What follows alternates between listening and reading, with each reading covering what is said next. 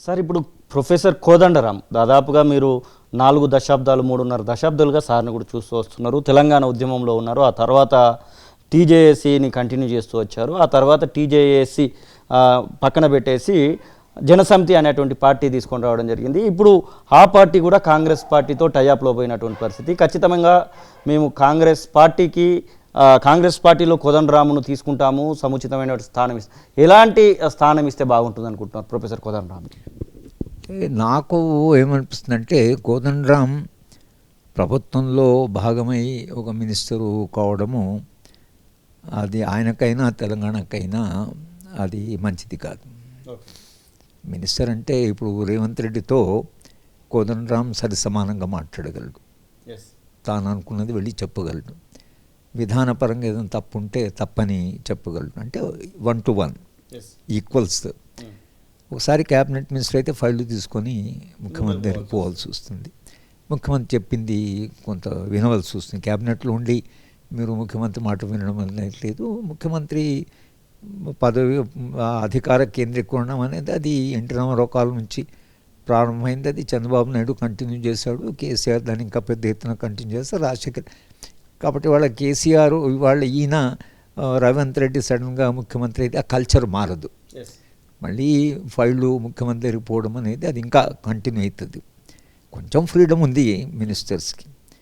కనుక కోదండరాం లాంటి వాళ్ళు ప్రజల తరఫున మాట్లాడాలంటే ప్రభుత్వంలో భాగం కాకుండా ప్రభుత్వానికి చెప్పే పరిస్థితిలో ఉండాలి. ఏ పొజిషన్ ఉన్నా ప్రభుత్వం. కొన్ని మాటలు వినబడుతున్నాయి, ప్రణాళిక సంఘం వైస్ ప్రెసిడెంట్, వైస్ చైర్మన్ అనేటువంటి మాట ఒకటి, లేకపోతే చీఫ్ అడ్వైజర్ అనేటువంటి మాట ఒకటి, ఇట్లాంటివి వినబడుతున్నాయి. నిజానికి అవి కరెక్ట్ అంటారా? ఇప్పుడు ఉన్నటువంటి తెలంగాణ సమాజానికి ఉపయోగపడతారా అట్లా? నేను ఈ లాస్ట్లో రేవంత్ రెడ్డి గారితో మాకు జరిగిన ఓ టీవీ ఛానల్ 2 గంటల చర్చ జరిగింది. చర్చ జరిగినప్పుడు నేను ఓపెన్గా పబ్లిక్గా చెప్పాను కాబట్టి పబ్లిక్గా మనం ఆ రోజు ముఖ్యమంత్రికి అంటే అప్పుడు కాబోయే ముఖ్యమంత్రికి చెప్పింది ఏమిటంటే తెలంగాణ పునర్నిర్మాణం అనేది ఒకటి జరగాలి, తెలంగాణ రీకన్స్ట్రక్షన్. ఈ పునర్నిర్మాణంలో తెలంగాణ ప్రజలకు తెలంగాణ ఉద్యమం యొక్క స్ఫూర్తి, తెలంగాణ త్యాగాల స్ఫూర్తి, తెలంగాణ ప్రజలు ఏం కావాలనుకుంటున్నారు అనేది ఏదైతుందో ఇది వాళ్ళ తెలంగాణలో ఉండేటువంటి ఉపాధ్యాయులని, ఉద్యోగులని, భిన్న రకాల పోలీసుని, ఫర్ ఎగ్జాంపుల్ రాజకీయ నాయకుల్ని, వీళ్ళందరినీ రీఓరియంట్ చేయాలి. అంటే తెలంగాణ ప్రజలు ఏం కావాలనుకుంటున్నారో వీళ్ళు ఏం చేయాలి, ఎందుకు కాస్త నిజాయితీగా ప్రజల కొరకు పనిచేయాలి, పోలీసు తమ ప్రవర్తనని ఎందుకు మార్చుకోవాలి, ఇష్టం వచ్చింగా కామన్ కొట్టడము లాఠీచార్జ్ కాకుండా తక్కువ బల ప్రయోగంతో ఎట్లా మీరు పోలీస్ యంత్రాంగాన్ని నడపాలి అనేవి, చట్టబద్ధ పాలన అంటే ఏమిటి, ప్రజాస్వామ్యం అంటే ఏమిటి, వీటి మీద మరి చెన్నారెడ్డి ఇన్స్టిట్యూట్లో అంట నేను ఓపెన్గానే రేవంత్ రెడ్డి గారితో ఆ రోజు చెప్పడం జరిగింది. ఆయనకు తెలంగాణ పునర్నిర్మాణం యొక్క ఇన్ఛార్జ్, దానికి బాధ్యత చేసేసి ఆయనకు పొజిషన్ కొంత ఫెసిలిటీస్ ఇస్తే ఆయనకు ఒక మారల్ నైతికంగా స్టేచర్ ఉంది కాబట్టి, కరప్ట్ అనే ఇమేజ్ లేదు కాబట్టి, ఒక క్లీన్ ఇమేజ్ ఉంది కాబట్టి, తెలంగాణ ఉద్యమాన్ని నడిపినవాడుగా ఆయనకు ఒక ఇది కాబట్టి తప్పకుండా ఆయన పట్ల గౌరవం ఉంది సమాజంలో, అన్ని సెక్షన్స్ కూడా గౌరవిస్తాయి.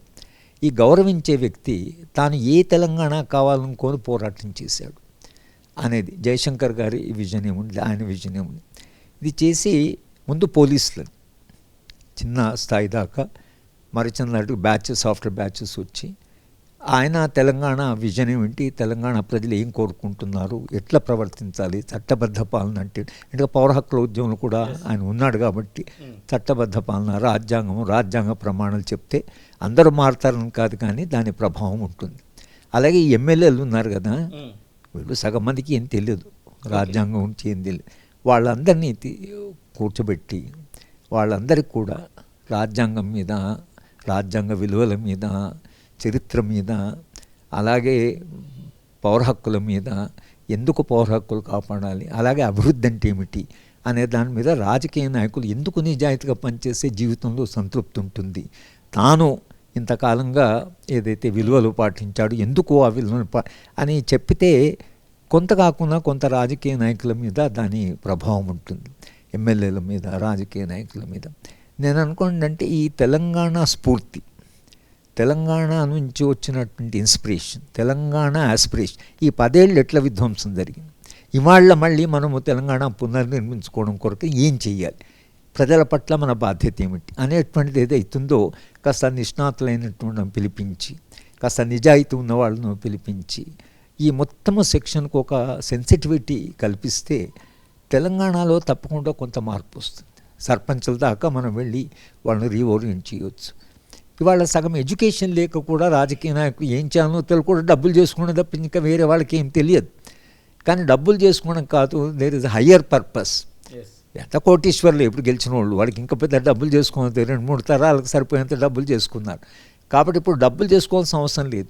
మీకు సాటిస్ఫాక్షన్, నైతికంగా మన జీవితంలో సంతృప్తి, మనం ప్రజలకు ఇది చేశాం అని ఆ జిల్లాలో ఉండే ప్రజలందరూ కూడా ఆ ఎమ్మెల్యే అయ్యా మన ఎమ్మెల్యేలు పాపం కష్టపడి పనిచేస్తున్నాడు, మన కొరకు ఎంత చేశాడు అని గుర్తుపెట్టుకుంటారు అనేటువంటి మెసేజ్ వాళ్ళకు పోగలిగితే, అంటే స్పిరిచువల్ లెవెల్ ఒకటి ఉంటుంది, మెటీరియల్ లెవెల్ ఒకటి.